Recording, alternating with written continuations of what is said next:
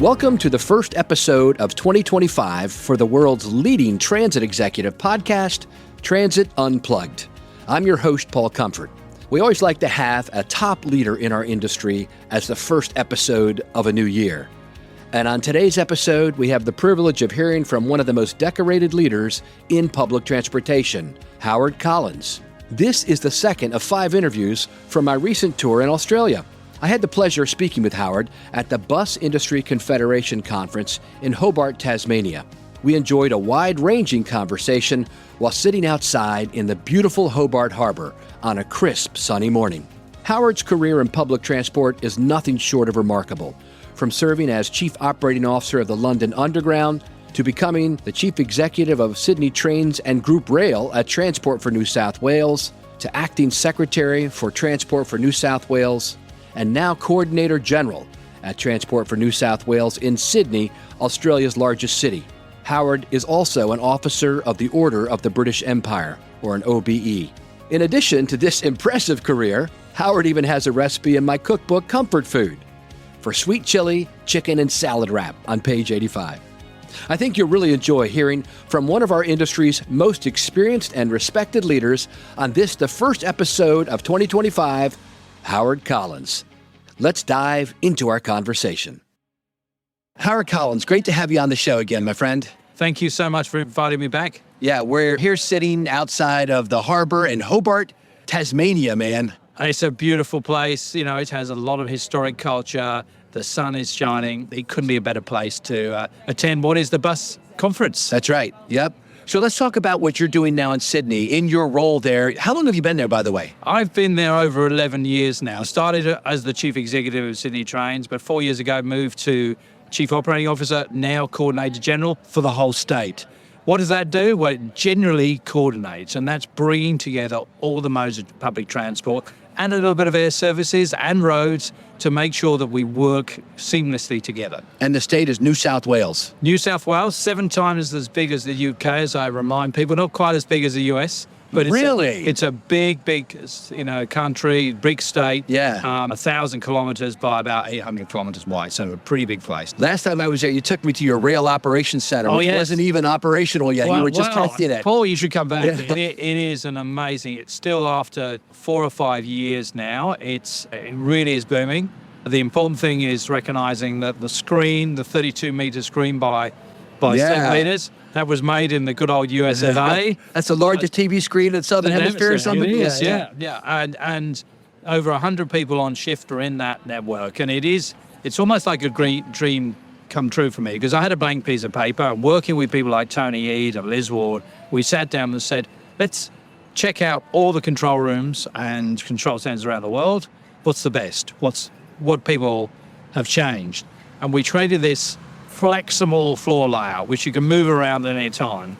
But I always say it's a bit like the Starship Enterprise. You know, you've got Captain Kirk in the middle, and you've got engineering on one side, you've got comms on the other, you've got social media, you've got drivers. It's sort of like the center panning out. That works pretty well with us, and they work in their own little hubs. We're bringing more technology in. We're bringing new digital signaling. It is, it will change over time, but the rock, as we call it, is going really well. Yes. Well, let's talk about the people in your agency. Yeah. Last time I was here a few years ago, you were telling me about programs to get more women into bus drivers and operators of trains. What's the new innovations you're working on with your own employees? Well, it's starting from the top to the bottom. The top transport executive is over 50% women now. In fact, 60% women. But we have worked at the frontline place where we've encouraged women to drive buses, to offer flexibility for their work rates, because I think that is important. But also we've had big campaigns on the rail network where now you're more likely to see a woman driving a train, a new trainee, than a man. And it's good to say, we are open to anybody. We want to encourage everyone from every background to reflect the community we serve. When you think about it, 50% of people who travel on our trains are women. Huge majority of those people also are migrant workers who travel around. We want to make sure it feels like home for those people. We want to make sure we encourage people who see a career. And it is a career. There's so much you can do in transport, not just driving a bus. That's right. You can start from sweeping the platforms and end up being a senior manager, or do something else. That's right. Yeah, that's great. It reminds me of our mutual friend, Andy Byford, who now is in the U.S. working with Amtrak on high-speed rail. He always told me how he kind of curated his career. He said, Paul, I want to spend a few years doing this, a few years doing that. And there's so many aspects to public transportation, isn't there? HR, finance, IT, procurement, legal, operations. Yeah, it's amazing. and Andy was and has been a great buddy of mine. I remember when he first started as a graduate trainee and I was in middle management. But Andy's right. You can pick and choose. He's traveled the world. He's given it the best knowledge. He's still talked about in Australia, although he left, quite a few years ago. Yeah. Because he was good at one thing above everything else, and that was working with people. Whether it was the unions, the frontline staff, whether it was people at senior level or politicians, Andy was good at that. And we all, if you look across our fraternity of leaders, we are about people leadership. We're not about assets, in the old days of the engineering barons, signaling or rolling stock. Yeah, it's all about the heavy rail. It's all about the long way of the people that we work with. And if you show respect, support, they will become a loyal workforce and they will be great people, future leaders, for us. Yeah, how many people is in your total, Well, in Transport for New South Wales, there's over 30,000. Wow. All walks of life. In Sydney Trains, there are about 16,000 people, which I looked after. Now we're I've got maritime, I've got people who manage bus contracts, I've got people who manage the road network. They're great people. And what I'm encouraging is for people to feel that they have the opportunity to develop and progress. Let's talk about your structure, the government structure there, and how it all works. It's very interesting to me. Yeah, it is. It's a bit like the states in the way that you have a very strong and powerful state-based government, who really in public transport has done a lot of the investment. Federal governments, they're responsible for our protection in terms of the army, their taxation, and some of the aged care. But we are now seeing a better collaboration between federal politicians and our New South Wales politicians where we can support. The whole basis is trying to get the people back on public transport, trying to remove the heavy use on car journeys. When I lived in London and worked in London, about 50% of all journeys in London were by public transport and the rest was by private car. And congestion charging, fuel prices, it's crazy to own a car in London. Here, it's the other way around. Less than 20% of journeys are made by public transport. Everyone seems to have their parking space. Everyone believes they're entitled to drive everywhere. What we've got to do is make public transit more attractive. Turn up and go, modern vehicles, safe, secure, air-conditioned. Then people will come. Yes. Particularly for the youngsters. I think the younger generation do realise the importance of protecting the environment, but also the practicality of working and living in cities. Yeah. Cities are still growing. Whether we like it or not, Sydney will be 9 million in the next 25 years. And we need to build the infrastructure now before people come. And that requires investment. I know that in America, Australia, Europe, during the pandemic, a lot of people went fare free. And now there's, some still vestiges of that. But like Mohammed Mezgani says, and like I say, and other people, look, we need more transit, not less. And when you do polls and surveys, people say, they don't say I'm not riding because I got to pay $1. They say I'm not riding because it doesn't go where I want to go. It doesn't feel safe. It doesn't go as often as I want to go. Absolutely. There is a sweet spot in transport where you can charge a reasonable fare to cover its basic costs. Yeah. But we know most places do not do that. And if they do, the fares are astronomical. Have you gone to London? Occasionally you'll go there and you'll find that you're almost buying the transit system, not just travelling on it. I do think, though, that Mayor of London has done some good things to change that. And I do think what we need to do is be realistic about pricing. Almost if you make it free or cheap, people then abuse it. Yeah, they don't value it as much. Yeah. But there again, I do believe that what you've got to do is consider this just like the pipes of the water, the gas mains. It's a utility, it's a service. We need to provide that, particularly to places where there are elderly or people who need public transport, who can't drive anymore. We have people who can't fly. So we put them on the train and we charge them $25 to us or $30 to go a long distance, because that's what we need to do. Yeah. Provide that social support for a lot of I think that's very fair. community. That's the equity side, right? We want to make sure that people that need a little extra help get it. Yeah. There's nothing wrong with that. I actually think we need to do that. And I think the balance is here. I always look over the Harbour Bridge, 50 cars equals one bus. Yeah. We should be giving more priority to bus transit systems. We should building, as we're doing in Parramatta, a light rail system, which is a next level up in terms of quality and level of ride for people around Parramatta City, which is a big city in its own right. And the future, what do you see for the future for transport here in Australia and the world? Well, we're at a tipping point. Okay. And I really think that's important.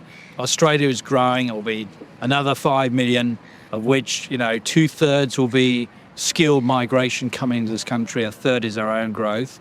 We have got to now work through the strategy of how we provide great public transport to encourage people out of their cars and into mass transit. That is a challenge for us. Otherwise, I always say you can build new highways, you can build them 16 lanes wide, go to Los Angeles, and you can still be in a traffic jam. That's right. You can't build yourself out of a private car. And what we can't do is swap, autonomous vehicles which take up as much space with one person in them, because that's not going to fix it. What you need to do is the densification of travel, in a very, professional and a very safe way, but people in trains, buses, moving them seamlessly to the city on a frequent basis. Why bother to drag your car out, find somewhere to park when you could actually turn up and go? The one thing we need to fix is that last mile. Yes. Old-fashioned, I still call it a mile. No, that's right, yeah. And I think that's something in Australia we're really trying to tackle now. How do you get from your home, which might be a couple of kilometres, to the station without, clutting up the corridors with thousands of throwaway electric bikes? How do we do that safely?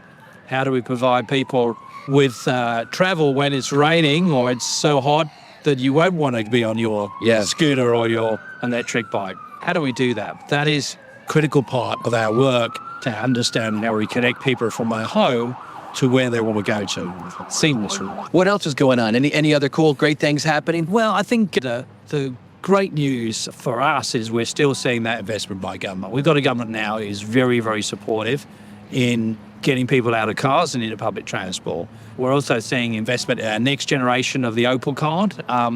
We're going out to market for that in the next few months to get in the best of the world's leaders when it comes to account-based ticketing or, the new way of procuring stuff that we all love with Uber and all those others. Yeah, so that's we're right, looking at that. We're certainly on a mission to really clean up our bus fleet. By 2035, we're hoping to have all of the vehicles in Sydney converted to either hydrogen or battery electric, and that's a big challenge for us. And then, of course, more metros are on their way. Yeah. Paul, in 5 years' time, there'll be another few lines operating. The city needs it. We need to get people back on public transport, and we're getting there. Yeah. Now, you all are part of the Commonwealth, right?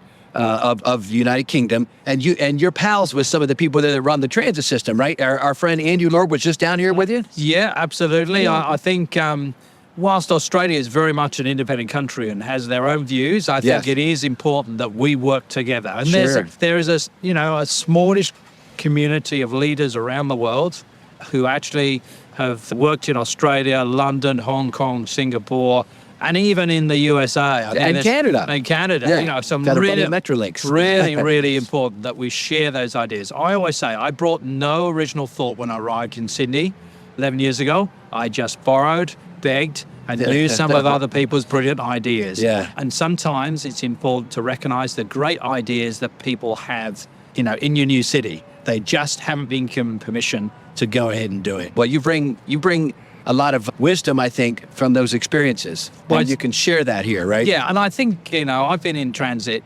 47 years and counting. 10 more than me. You got me by 10. It's time to download and share. Not all my experiences were great experience, but the one thing you get with seniority, if I say age, is you learn a lot. Sometimes just a one-time experience, the chance is to share it with other people. Yeah. Whether they take it up, it's up to them. But, Right. It's like downloading a computer which is full of data. Since you do have 47 years, I don't want to let you get away without sharing some of your wisdom that you've gleaned along the years you can pass on to others. Let's start with a lot of people that listen to our show are like my friend Schneider St. Preux, from Miami who started as a bus driver and now has become the superintendent of bus operations for Miami. So for a mid-level manager who wants to move up, do you have any career advice? Yeah, I was there very much in middle management. I started as a cadet out of school, and Snyder, well done. I think it's a great example of how in this industry, you don't have to be brought in from outside or have, the top qualifications. Our organization, as said before, get as much qualification as you can. You're competing against a market which has more information, but make it relevant. Do those courses which are relevant to transit. It really is important. Some of the chartered bases we have in the UK or some of the international courses are well worth doing. The other thing is always be there. Be in the moment. My advice to younger people is you can't progress your career via Teams. You can't do it remotely. We expect every transit worker to turn up every day, drive a bus, drive a train, be on the platforms, doing all the signalling. As managers, we need to expect the same out of us. So we be there, because the other tip is when you're there as a passenger or as a manager, you get the experience that everyone else gets. You don't smell new paint like the Queen Mother of England used to smell every time and had great facilities around you. You see it, good and bad. And also you share it with the staff you work with. The other thing, my tip is, nothing is beneath you. So if there's a spill on the platform or there's a litter on the ground or there's something happening and the staff are under pressure, offer to help. Not as the boss to tell them what to do, they're the supervisors, just to give them a hand. Sometimes it's just that 5 minutes of support they need, which makes a big difference. And the visibility, like Andy Byford, many of my colleagues, visibility and being out there, being approachable, but also being, not just turning up with a bunch of other, managers like some delegation. Yes. Go on your own, feel comfortable, learn those things. And if you can, the opportunity to share with other people from other agencies, because quite often we have the same problems. It might be bus and rail working together. It might be, meeting people like yourself or listening to your podcast. I often think these are the same issues I'm facing, and how great it is that I can hear from other people around the world. Yes. Just by the click on my computer. Yeah. So great opportunity. But as a middle manager, energy, enthusiasm, get out there and be there. That's excellent. All right, what about for senior leaders, for CEOs, such as you've been and the ones we've mentioned today, such as my friend Kevin Quinn, who heads up TransLink in Vancouver, who used to work with me. He shows up on his own, like you mentioned, by the way. He doesn't have a big entourage. No. He's there. So give us some advice for the CEOs of the world. I think when you first walk in to the boardroom, as a new CEO, it's always worth not reacting to the first person who knocks on your door or tells you how things are good or bad. Okay. They're the people who want to tell you everything. Wait for that fourth or fifth conversation with other people to really understand how the place works.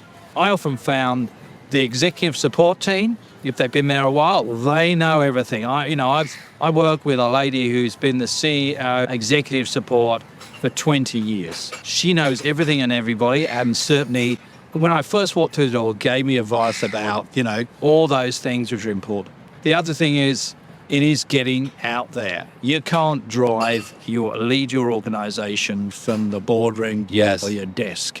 You need to go everywhere. I had a chart on my wall, had all 360 stations, and I would tick them off where I'd been, even if it was 5 minutes to say hello, or drop into the, where they maintain the trains, or do some, we service the signalling equipment. Get out there and see what people do.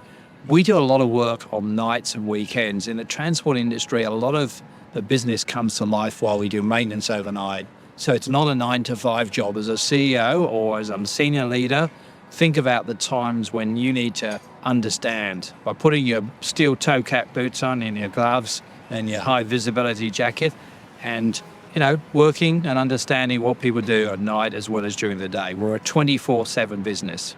So we were chatting just before this about, in America, we've been having what I deem an OEM crisis. A year ago, we had 5 bus manufacturers in the United States. Now we're down to 2. What's happening here in Australia in that regard? Well, it is a real challenge because I am passionate about creating jobs, buying local, and having manufacturing back in Australia, if not New South Wales. Yeah. But the challenge is the Chinese and many other foreign manufacturers are much more mature in their market.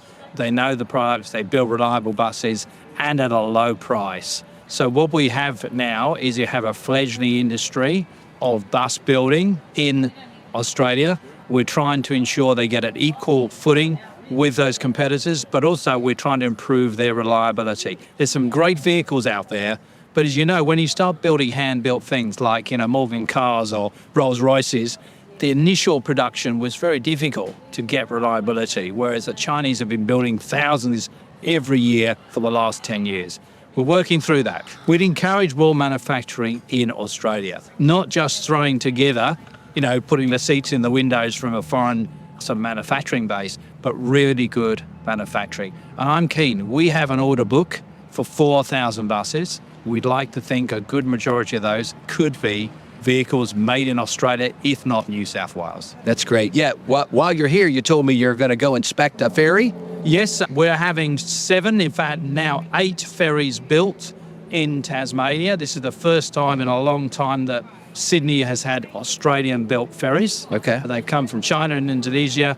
The company I'm visiting today, they are going to be a fantastic. We've got 3 on the water. They sail them, although they're river-based ferries. They sail from here on a good weather window, all the way from here to New South Wales. It takes almost 2 days. But they're a great manufacturer. And the 8th ferry that we now have support from the government to procure will be all electric. Oh, wow. It'll be our first fully electric ferry used in the harbour. That will make a big difference. And that will be our trial base for converting the whole fleet over the next 20 to 25 years to zero-emission ferries.